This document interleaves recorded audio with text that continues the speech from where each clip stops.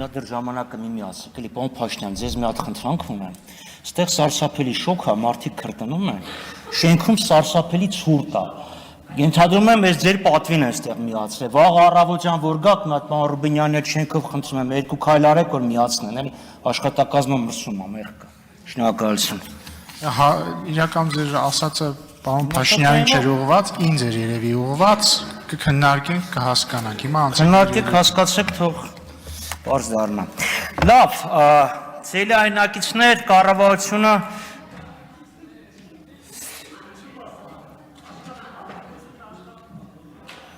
սկսեմ թե նորից։ Նորից սկսենք։ Տիկին Կարապետյան, ես ձեզ լիովին հասկանում եմ, ավելին ասեմ, նույնիսկ ցավակցում եմ։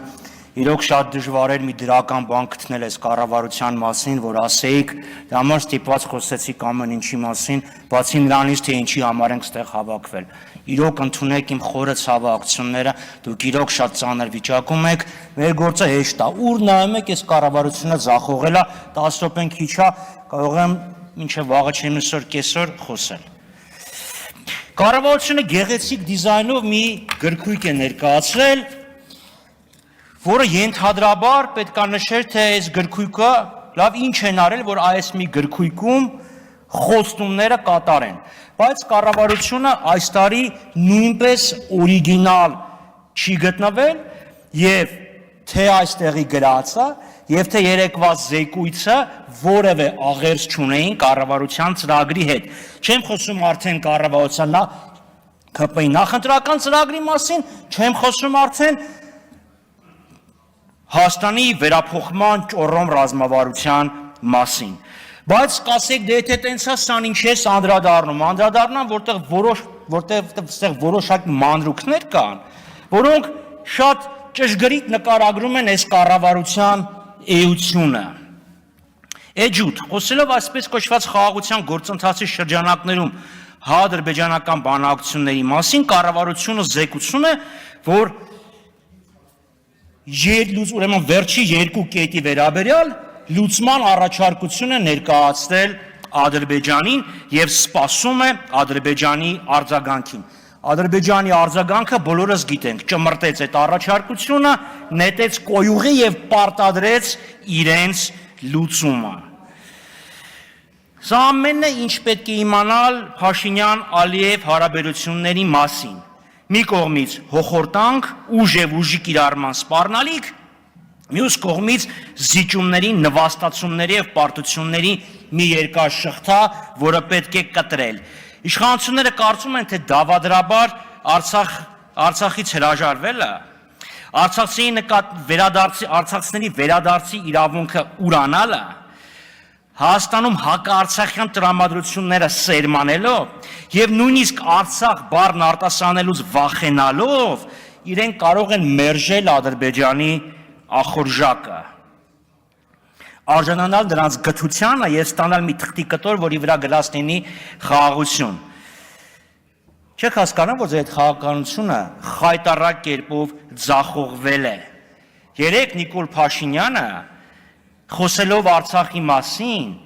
դեմոնստրատիվ, նույնիսկ Ղարաբաղ բառը չասեց, ԼՂ ասեց։ Ասաց Մինսկի խմբի ինստիտուտները կլուծարենք, ու տենց մի բան, եթե Արցախը, Ադրբեջանը հրաժարվի, հակամարտությունը Հայաստանի տարածք տեղափոխելուց։ Ադրբեջանցիները 3 չէ, 44 օրվա, եթե խնդրեմ պարոն Ռուբինյան, կառավարեք դահլիճը, կամ Հարգելի դահլիճ, զբաղեցրեք ձեր տեղերը եւ լրություն պահպանեք։ Տիկին Վարդանյան, պարոն Վարդանյան, զբաղեցրեք ձեր տեղերը, շարունակեք, պարոն Խաչատրյան։ Կամ եթե հոգնածենք, վաղը կարող ենք շարունակել։ Հա, պարոն Վարդանյանը տենց է։ Լավ, այսինքն ինչ է, ադրբեջանցիները 3 չէ, 44 օրյա պատերազմից հետո են մոտեցել մեր տներին։ Չնայած իմ եւ իմ ընկերների համար Ստեփանակերտ ու Շուշին ճիշտ նույնպիսի տուն է, ինչպես եւ Երևանը, Կապանը, Գորիսը, Շորժան եւ Սևլիճը։ Հայաստանից են տարածք օկուպացրել, Հայաստանի խաղաղ բնակավայրերն են գնդակոծության պահում, Բաքվում ուժով, կեղծիքով, հոգեմետ դեղերի ազդեցությամբ փորձում են ցուցումներ կորզել, որոնք կիրառվելու են Հայաստանի Հանրապետության եւ անձամբ գերագույն գլխավոր հրամանատարի դեմ։ Այնպես որ Ադրբեջանի սանձարձակ լկտիության եւ վայրագ ագրեսիվության պատճառն Արցախն ու Արցախահայությունը չեն, Մինսկի խումբի գոյությունը չէ, պատճառը ձեր կառավարության զիջումներն են։ Այսօր առավոտյան Նիկոլ Փաշինյանը անձնական կարծիք է հայտնել, թե Սահմանադրության նոր տեքստում պետք է անկախության հռչակագրի վրա հղում չլինի։ Վերջերս պարոն Փաշինյանի կարծիքը համարյա բոլոր հարցերում, բացի Ձվածեղի բաղադրատոմսից, համընկնում է Ալիևի կարծիքի հետ։ Ուրեմն ինչու այս իշխանությունը գնում բոլոր հնարավոր եւ անհնար զիջումներին, հանդուրժում այս ստորացումը մեկ պատճառով՝ հասնել Ադրբեջանի բարեհաճությանը, ստանալ նրանց ստորագրությունը մի թղթիկի տակ, որի վրա գրված կլինի խաղաղություն, դա ներկայացնել որպես Փաշինյանի հաղթանակ եւ դրանով գնալ ընտրություններին։ Այստեղ ամեն ինչ պարզ է, պարզ չէ թե որն է այդ զիջումների կարմիր գիծը։ Մի փոքր հարցել անդրադառնամ Փաշինյանի ղեկավարած հերթական կառավարության ներքին քաղաքականությանը եւ ընդհանրապես հայ ժողովրդի հետ անկեղծությանը։ Ուրեմն 36-րդ էջ 23 թվականի համեմատ 24 թվին 16%-ով ավելացել է անկանխիկ տերմինալներով գործարքների քանակը։ Այս իշխանությունները, այս կառավարությունը մոռանում է այս թղթի մեջ գրի, որ դուք պարտադրել եք ժողովրդին շատ վճարումներ անել տերմինալներով, որ տերմինալները երջանիկ զուգատիպությամբ բոլորը միասին հանկարծ մի գործարքի սահմանաչափը 400,000-ից գցեցին 200,000-ի, հետո 100,000-ի, եւ հիմա 100,000 դրամ փոխանցելու համար 1000 դրամ կլպում են, գրփում են այս ժողովրդից, եւ դուք այդ թալանը արդարացնում եք։ Էսա կառավարությունը, մանր ժուլիկությունը։ Դուք սրանով գովերքում եք թալանը։ Մանր ժուլիկության մասին։ Երեք փորձեցիք իմ ելույթը ասել, թե որից ինչ էի ասում էի, այն ինչ որ իդեպ ասել եմ 22 թվականի դեկտեմբերի 23-ին, սա էլ արձանագրությունն է, պարոն Թունյան, հարցը ձեզ է ուղղված, որ դուք այս օրենքն օգտագործելու եք լրացուցիչ հարկեր գանձելու համար։ Պատասխանն ինչ էր, վայ, մեզ մեղադրում է բյուջեն լցնելու մեջ, դուք ընդունեցիք, որ դուք հայտարարումը օգտագործելու եք հավելյալ հարկեր մտցնելու համար։ Դուք չզլացա կարդացիք իմ հարցազրույցը Armen Press-ին, ես էլ չզլացա կարդացի ձեր ելույթը եւ կառավարության ներկայացուցիչի ելույթը։ Հարկերը եւ մահը անխուսափելի են, բայց պետք է ազնվություն ունենալ, ուրիշի խոսքերը չաղճատել եւ ձեր այս լպրծուն խուսանավումներից խուսափել։ Իդեպ որ ստեղ լինեք, բայց հետո կտամ, սա էլ Շիրակի մարզպետի հարցազրույցն է ամբողջությամբ։ Կարդացեք, թե ձեր ինչպես ոչնչացեցիք այն բոլոր ծրագրերը, որոնք սկսվել էին Շիրակի մարզում, ոնց այդ ամեն ինչը ջրեցիք, եւ երեքսորվա եւ Գյումրիում ձեր պարտությունը, իդեպ երկրորդ պարտությունը,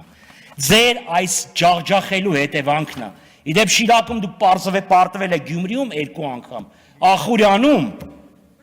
Ամասիայում, հիշացնեմ, թե ինչեր արեցիք, որ անի խոշորացված համայնքում կարողացաք ինչ-որ բան փոխել։ Ինչևէ, Նիկոլ Փաշինյանի երեկվա ելույթին ես 2 րոպեում անդրադառնամ։ Լավ, այս ելույթը մի նպատակ ուներ։ Սիրո համերաշխության, այս հեղափոխությունը, սիրո հեղափոխություն եղել է մի անգամ, 60-ականներին դա սեռական հեղափոխությունն է։ Սիրո չէ, սեքսուալ հեղափոխություն։ Հետո կբացատրեմ։ Լավ, Guns N' Roses-ն Army of Love, հետո կբացատրեմ լավ։ Հիմա ինչ էր պարոն Փաշինյանը ինչով էր տենց ներկայացնում, լավ, որ սա մի դարակազմիկ իրադարձություն էր, համադրելի Հայկի բելին սպանելու հետ։ Եվ 26 րոպե, 60 րոպեից խոսեց թալանը հետ բերելու մասին։ Այդ Golden Palace-ի մասին շատ է խոսվել։ Տեղակ եք գոնե, խեր խաբար կա, գործում է։ Գործում է, հա, ինչքան փող է բերել, որովհետև տուրիստները նվազել են։ Ու ոնց եղավ, որ գնես մի մարդ եւ շատ ավելի էժան Տիկին Թովմասյանն էր խոսում, ոնց եղավ, որ այդ նույն մարդը գնես Հովիկ Աբրահամյանի տունը։ Իդեպ ստեղ Նիկոլ Փաշինյանն ասում էր, այդ բոլորը կալանքի տակ են։ Հրաշափառ մի հրամանով կալանքը վերացավ տունը։ Մի օրով վերացավ, վաճառվեց։ Այն որ ասում եք մեխանիզմ ենք ստեղծել, այդտեղում եք ինչ լավ մեխանիզմ եք ստեղծել հարը ստանալու, թալանը թալանելու համար։ Հենց որտեղ պետք չի էլի սենց Գույս Մարիամի ձևով խոսել, ասել ամեն ինչ լավ է, մենք բարի ենք։ Շատ կուզեի անդրադառնալ նաև տնտեսությանը, բայց դա թողենք ուրեմն բյուջեի քննարկմանը։ Ուղղակի մինչև բյուջեի քննարկումը մի հատ փորձեք հասկանալ, էլի էս ոնց եղավ, որ հանկարծ Հայաստանը 4 միլիարդ 191 միլիոնի ոսկի արտահանեց։ Այն դեպքում, երբ ներմուծել էր ընդամենը 441 միլիոն, Ավարտեք, պարոն Խաչատրյան։ եւ 180 միլիոն էլ կներեք 90 միլիոն էլ ընդամենը ոսկի էր արտադրել։ Այս էլ մի Պարոն սուկա, Խաչատրյան, ձեր ժամանակը վաղուց սպառվել։ հա որ խոսում ենք, կարծեմ պիտի ավելացնեք։ Եվ պարոն Վարդյան ավելացրել Պարոն է։ Ռուբինյան, ես կարծում եմ, որ դուք պետք է տենց գոռակ քլեչի վրա ասեք, արա, քյո փողլու խելա։ Պարոն Մի Խաչատրյան, տարի խոստացել ես, ասում ես կբացենք Պարոն Խաչատրյան, երբ որ ձեր կուսակցությունը իշխանություն էր 1918 թվականին, տեսանք էլի ում հետ ինչ եք խոսում, ու ոնց ու ինչի դա բերեց։ Եվ դրա համար դուք Ու այդ ձեր էժան տրյուկները չի անցնում։ Սպառեցրեք ձեր տեղը, պարոն Կոնջորյան, համեցեք։